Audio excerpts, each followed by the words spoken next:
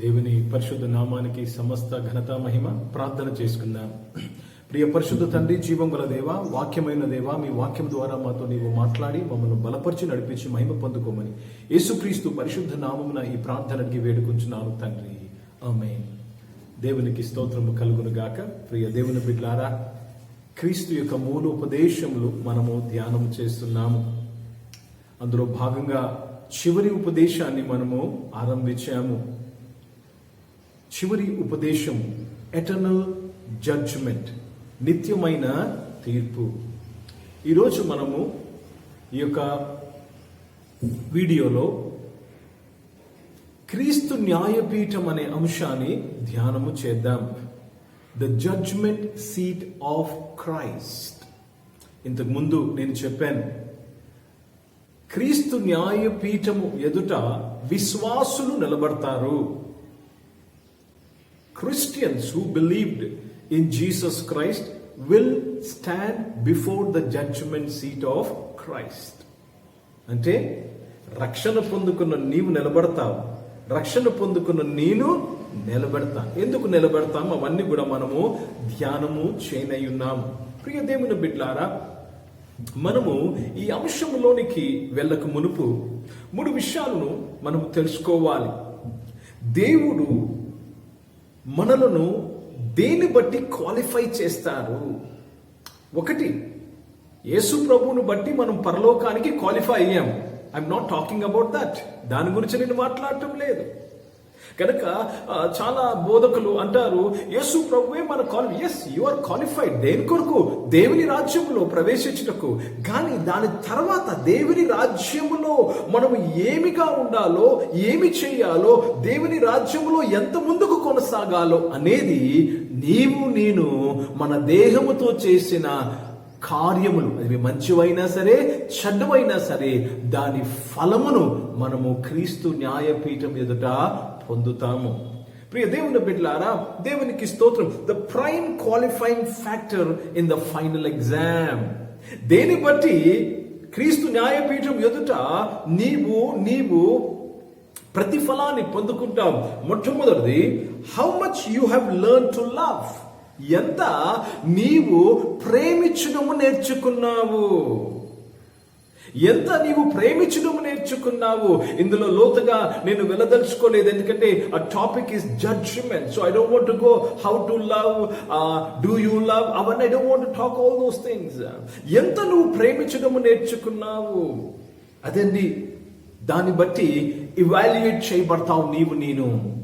రెండవది, how much you have become like Jesus.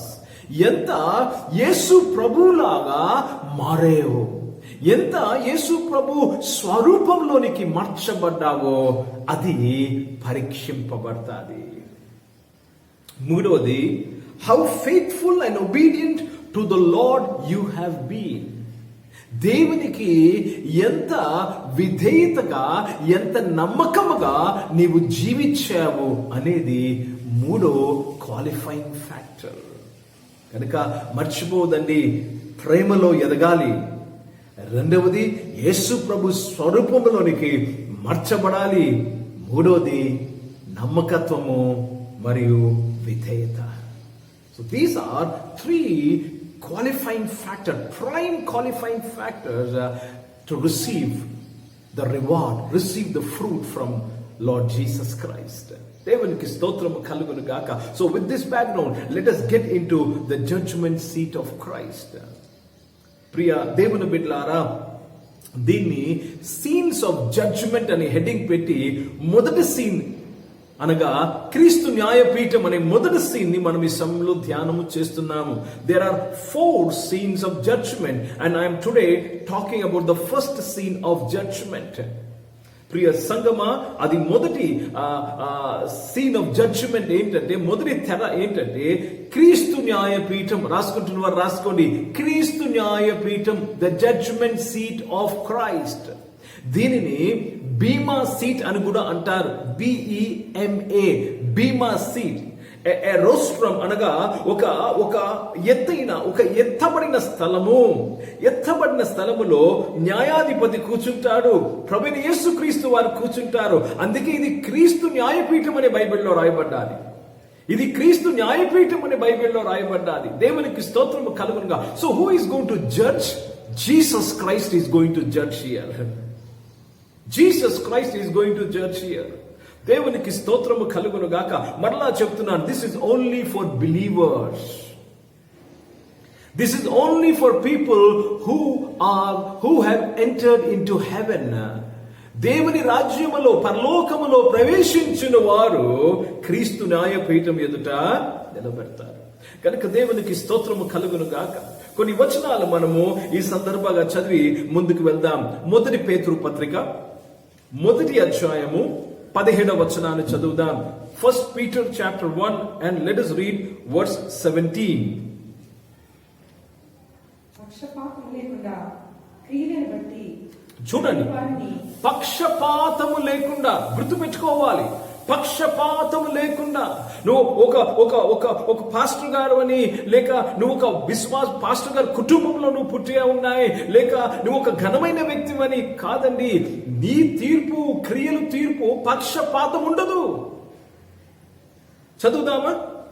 ప్రతి వారిని తీర్పు తెచ్చేవాడు తండ్రి అని మీరు ఆయనకు ప్రార్థన చేయించున్నారు కనుక మీరు పద్ధతులై ఉన్నంత కాలము భయముతో గడుపుడి. చూడండి, మరలా ఒకసారి చదువుదామండి. 17వ వచనము. పక్షపాతం లేకుండా క్రియలను బట్టి, జాగ్రత్తగా గమనించాలి, పక్షపాతము లేకుండా క్రియలను బట్టి ప్రతి వానికి తీర్పు తీర్చువాడు. జాగ్రత్తగా గమనించాలి, ప్రతి వానికి తీర్పు తీర్చువాడు. పక్షపాతము లేకుండా క్రియలను బట్టి ప్రతి వానికి తీర్పు తీర్చువాడు. గనుక ప్రియ దేవుని బిడ్డలారా, ఈ విషయాన్ని మనం జాగ్రత్తగా గమనించాలి. తీర్పు తీర్చబడతాము. This is called believers judgement. 1 పేతురు పత్రిక 4వ అధ్యాయము 17వ వచనాన్ని చదువుదాం. 1 Peter chapter 4 and let us read verse 17. తీర్పు దేవుని ఇంటి యొద్ద ఆరంభమవుతుంది. చూడండి, తీర్పు దేవుని ఇంటి యొద్ద ఆరంభమవుతుంది. అనగా సంఘములో, దేవుని ఇంటిలో ఆరంభమవుతుంది. విశ్వాసులు మొదట తీర్పు తీర్చబడతారు. దేని కొరకు? ప్రతిఫలం ఇవ్వటకు. ప్రియ దేవుని బిడ్డలారా, జాగ్రత్తగా గమనించాలి. Don't think you will never be judge for your actions. నీవు చేసిన క్రియలు దేవుడు చూసి చూడనట్టు వదిలేస్తాడు అని అనుకోవద్దు. మనము ఎవరమైనా సరే, ఇప్పుడే చదివేమో, దేవుడు పక్షపాతము లేకుండా కనుక తీర్పు ఎక్కడ ఆరంభమవుతుందండి? దేవుని ఇంటిలో, సంఘములో, విశ్వాసులలో ఆరంభమవుతుంది. నేను తీర్పు ఉన్నదని తెలిసి మనము జీవితాన్ని జాగ్రత్తగా వెళ్ళబుచ్చాలి, జాగ్రత్తగా నడవాలి. You have to live a straight course. You have to live a life acceptable unto God because there is a judgment called the judgment seat of Christ. ప్రియ దేవుని బిడ్డలారా, ఇది ఎలాగా ఉంటుందంటే, క్రీస్తు న్యాయాధిపతిగా కూర్చుంటాడు. మనమందరము ఆయన ముందు నిలబడి ఉంటాము. and Jesus would say whether you have done it wrong or right. దేవునికి స్తోత్రము కలుగును గాక. రోమీయులకు రాసిన పత్రిక 14వ అధ్యాయము 10 నుంచి 12 వచనాలు చదువుదాం. Romans chapter 14 and let us read from verses 10 to 12. For 10 to 12. అయితే నీవు నీ సహోదరునికి తీర్పు తీర్చనేలా, నీ సహోదరుని నిరాకరింపనేలా మనమందరము జాగ్రత్తగా గమనించాలి. మనమందరము, స్లోగా చదవాలి, మనమందరము న్యాయపీఠం ఎదుట నిలుతుము. నా తోడు ప్రతి మోకాలను నా ఎదుట వంగును, ప్రతి నాలుకయు దేవుని స్తుతించును అని ప్రభువు చెప్పుచున్నాడు. ప్రియ దేవుని బిడ్డలారా, మనము the only person you have to give account to is yourself. నీ గురించి నువ్వు చెప్పుకోవాల్సి వస్తుంది. అక్కడ ప్రతిదీ తేటగా ఉంటుంది, దాగి ఉండదు, ఏమీ ఉండదు. Everything will be clear. 2వ కొరింథీయులకు రాసిన పత్రిక 5వ అధ్యాయము 10వ వచనం కూడా ఆ ప్రకారంగానే మనము ధ్యానం చేస్తున్నాము. మనమందరము క్రీస్తు న్యాయపీఠం ఎదుట నిలబడవలసిందే. చదువుదామండి. ఎందుకనగా తాను జరిగించిన క్రియలు చొప్పున అవి మంచివైనను సరే, చెడ్డవైనను సరే, దేహముతో జరిగించిన వాడి ఫలమును ప్రతి వాడిని పొందినట్లు మనమందరము క్రీస్తు న్యాయపీఠం ఎదుట ప్రత్యక్షము కావాలి. ఎక్కడ? క్రీస్తు న్యాయపీఠం ఎదుట. రెండు కేటగిరీలు అంటే అక్కడ మంచివైనా సరే చెడ్డవైనా సరే, ఇంకా వేరే డిస్కషన్ లేదండి. Whether it is good or bad, whether it is good or bad. ప్రియ దేవుని బిడ్డలారా, జాగ్రత్తగా ఈ సత్యాన్ని గమనించాలి. అది మంచివైనా సరే చెడ్డవైనా సరే, రెండు గుంపులు. మంచి దాసుడా అంటాడు, చెడు చేశామంటాడు. There are only two categories, good or bad. దేవునికి స్తోత్రము, దేవుని పరిశుద్ధ నామానికి మహిమ కలుగును గాక. చాలా మంది క్రైస్తవులు ఒక గోడ మీద కూర్చున్న పిల్లిలాగుంటారు. అటు లేము ఇటు లేము, న్యూట్రల్ లో ఉంటాం. ప్రియ దేవుని బిడ్డలారా, దేవుడు రెండు గుంపులు, either good or bad, either good or bad. Neutral కుదరదండి. మనకెందుకులే అని న్యూట్రల్ కుదరదు. చాలా సార్లు మేము ఏమని గమనించామంటే చాలా మంది మనకెందుకులే రిస్క్ అని భాష మాట్లాడుతూ ఉంటాము. మనకెందుకులే ఈ రిస్క్ అని మాట్లాడుతూ ఉంటాం. ప్రియ దేవుని బిడ్డలారా, it won't work. You should either be in the group of good or you should be either in the group of bad. If you are neutral, you are of no use, says the Lord. నువ్వెచ్చిన జీవితము పనికి రాదు. నువ్వు చెడువాడువై చెడు గుంపులో ఉంటే తెలుసుకున్నప్పుడు మారు మనసు పొందుకోగలవు. మంచి గుంపులో ఉంటే దేవునికి స్తోత్రము, చెడు గుంపులో ఉంటే ప్రభా నన్ను క్షమించని అవకాశం దొరుకుతుంది. కానీ అటు ఇటు కానీ గోడ మీద పిల్లిలాగుంటే నువ్వు అది మంచి కాదు చెడు కాదు, మారు మనసు పొందుకోవు గనక లాభం లేదు. నువ్వు చల్లగా అయినానే లేవు, వెచ్చగా అయినా లేవు, నువ్వు నులువెచ్చలుగా ఉన్నావు కాబట్టి నా నోటి నుండి నిన్ను ఉమ్మివేస్తానంటున్నాడు లావోదీక సంఘముతో దేవుడు మాట్లాడుతూ. గనక ప్రియ దేవుని బిడ్డలారా, దేవునికి స్తోత్రము కలుగును గాక. మొదటి యోహాను పత్రిక 5వ అధ్యాయము 17వ వచనము. మొదటి యోహాను పత్రిక 5వ అధ్యాయము 17వ వచనము. చాలా సార్లు మంచి అంటే ఏంటి, చెడంటే ఏంటి అని డెఫినేషన్ తెలియకుండా చాలా మంది జీవిస్తూ ఉంటాము. మనకున్న జ్ఞానముతో లేక లోకపరమైన జ్ఞానముతో మంచేంటో చెడేంటో మనము యోచిస్తూ ఉంటాము. కానీ చెడేంటో మంచేంటో ఇక్కడ మనము చదువుతాం. మొదటి యోహాను పత్రిక 5వ అధ్యాయం, 1 John chapter 5 and verse 17 చదువుదామండి.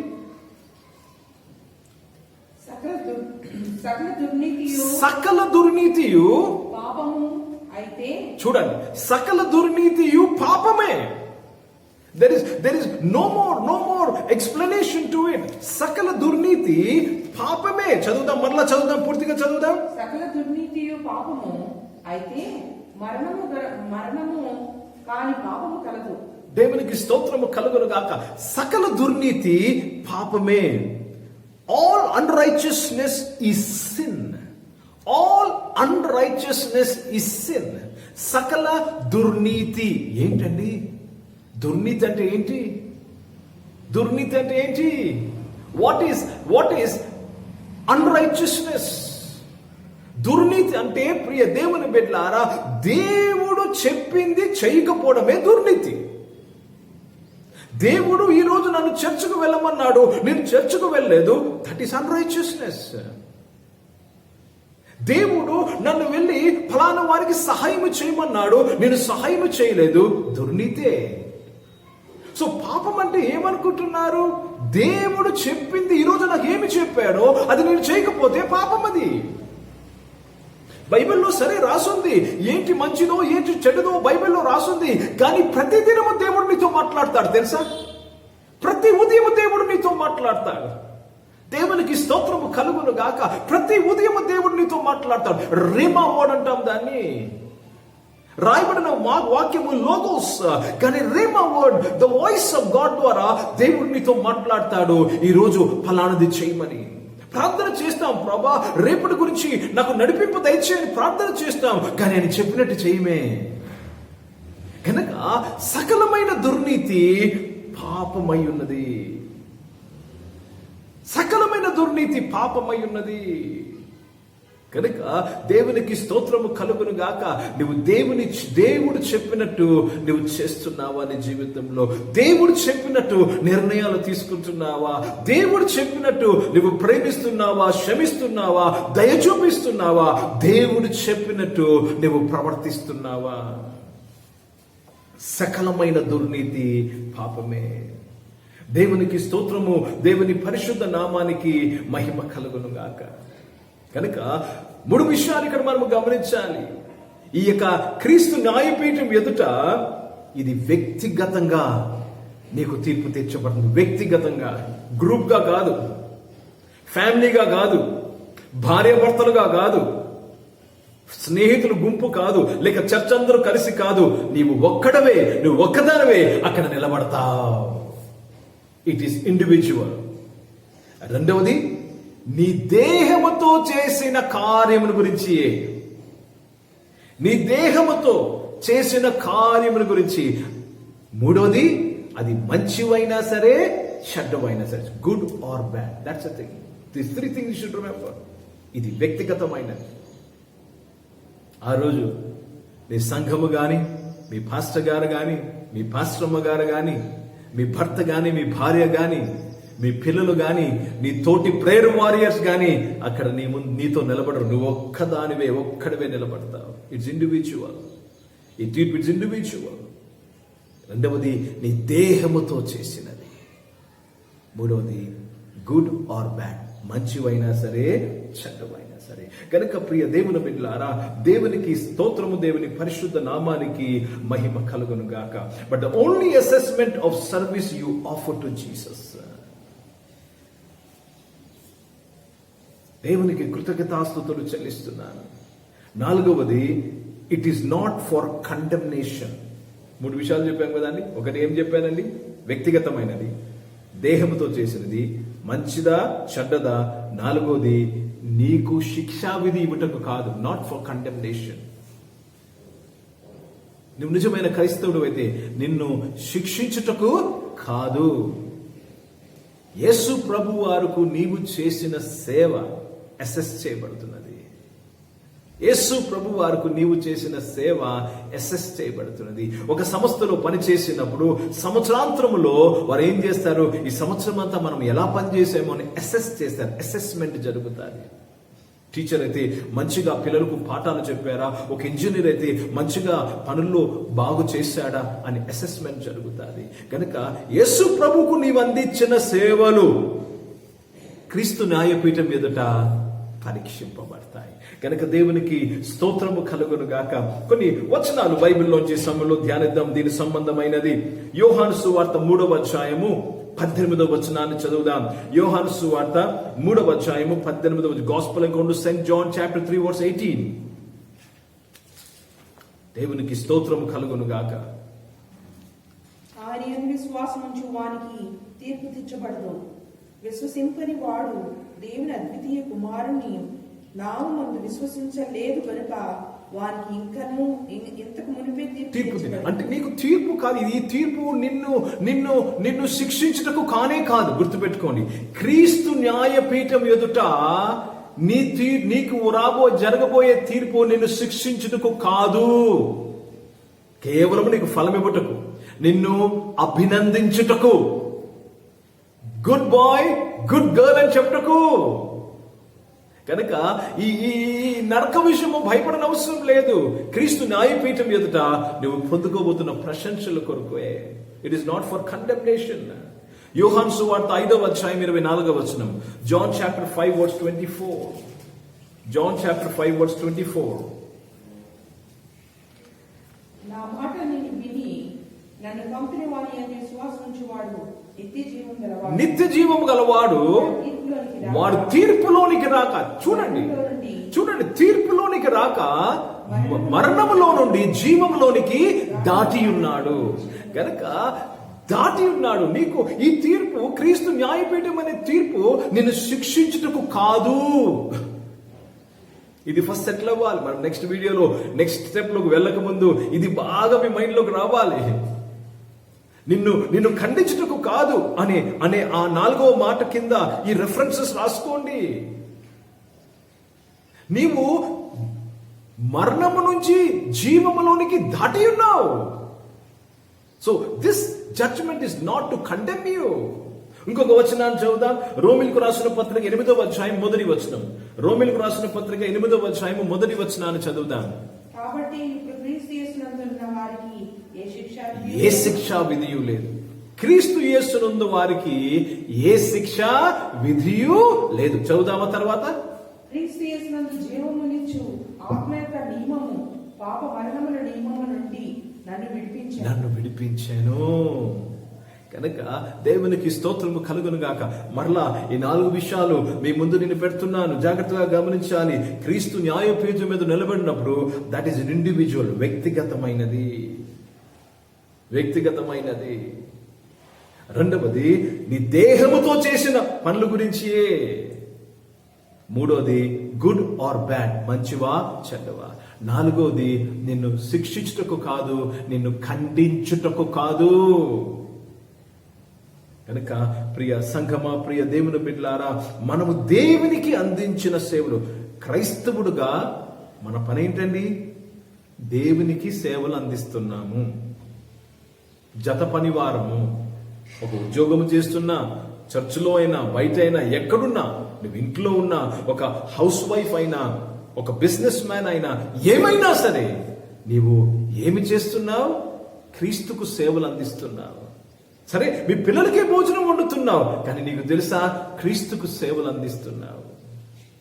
ఒకరోజు నీ పిల్లలు బిలిగ్రామ్ అవుతారు, ఒకరోజు నీ పిల్లలు డిఎల్ మూడీ అవుతారు. ఏమి చేశావు నువ్వు? పిల్లలకు సేవ చేస్తున్న నీవు క్రీస్తుకు సేవ అందిస్తున్నావు. కనుక దాన్ని బట్టి నీవు లెక్క అప్పగిస్తావు. కనుక దేవునికి స్తోత్రము కలుగును గాక. రేపు వీడియోలో, నెక్స్ట్ వీడియోలో మనము ఇంకా ఈ విషయంలో లోతుగా వెళ్దాం. ఎలాగా నేను గెలుస్తాను, ఏమి చేయాలని, ఎలాగ చేయాలనే విషయాలను మనము ధ్యానము చేసుకుందాం. కనుక దేవునికి స్తోత్రం. ప్రతి ఒక్కరము క్రీస్తు న్యాయపీఠం ఎదుట నిలబడాల్సి వస్తుంది. ప్రార్థన చేసుకుందాం. పరిశుద్ధ తండ్రి, జీవం గల దేవా, వాక్యమైన దేవా, మీ వాక్యము ద్వారా మాతో మాట్లాడి మమ్మల్ని బలపరిచి క్రీస్తు న్యాయపీఠమైన అంశమును ఆరంభించుటకు కృప దయచేసావు. మీకే స్తుతులు స్తోత్రములు చెల్లిస్తూ యేసుక్రీస్తు పరిశుద్ధ నామమున ఈ ప్రార్థన అడిగి వేడుకుంటున్నాను తండ్రి, ఆమేన్. ఇప్పుడు మన పరమ తండ్రి అయిన దేవుని ప్రేమ, ప్రభువైన యేసుక్రీస్తు వారి కృప, పరిశుద్ధాత్మిక సహవాసం వాక్యమున్న ప్రతి ఒక్కరితో, సంఘముతో ఇప్పుడు ఎల్లప్పుడూ సదా తోడయుండును గాక. ఆమేన్. God bless you. Praise the lord.